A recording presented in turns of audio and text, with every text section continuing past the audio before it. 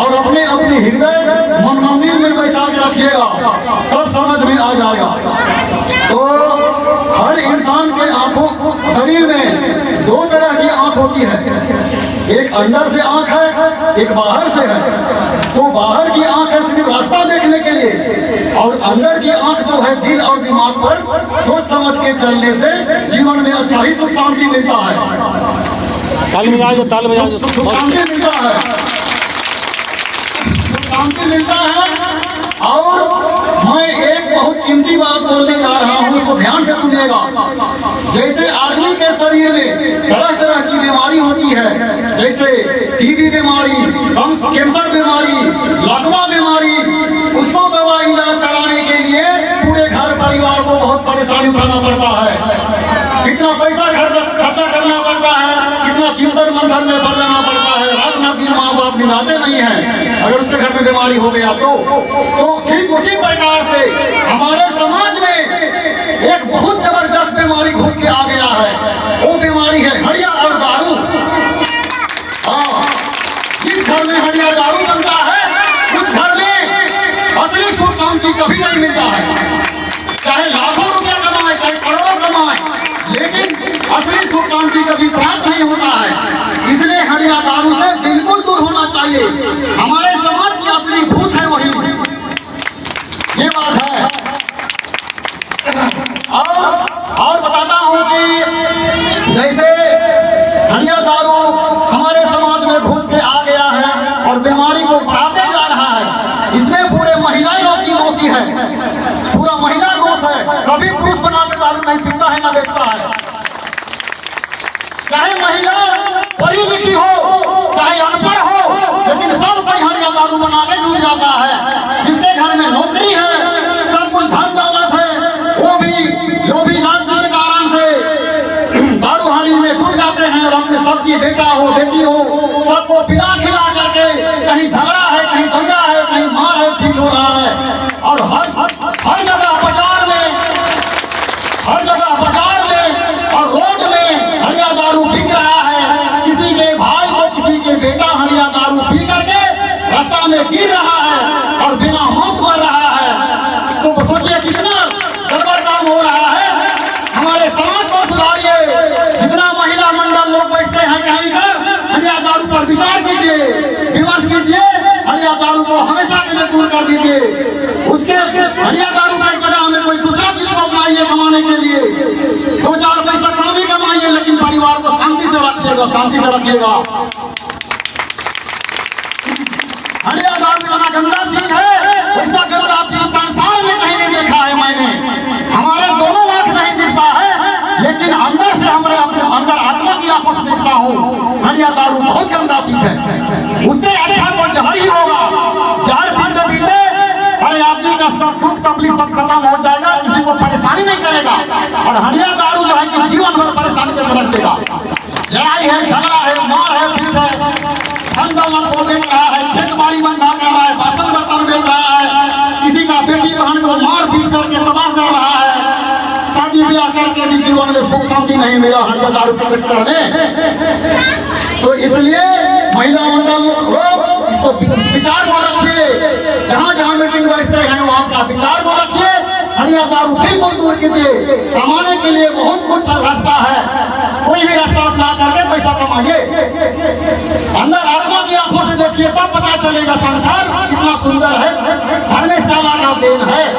ये संसार इतना अच्छा है और मानव का जन्म बड़ा मुश्किल से मिलता है। इसलिए हड़िया दारू बिल्कुल दूर रखिए हमेशा जीवन में।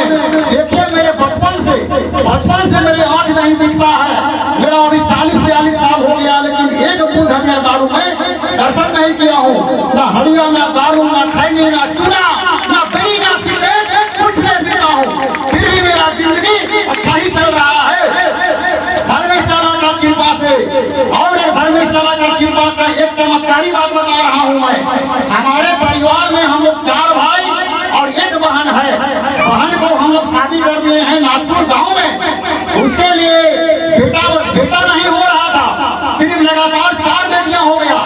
तो उसकी सास ससुर बोल रहा था कि नहीं इसको छोड़ देंगे और दूसरा शादी करेंगे।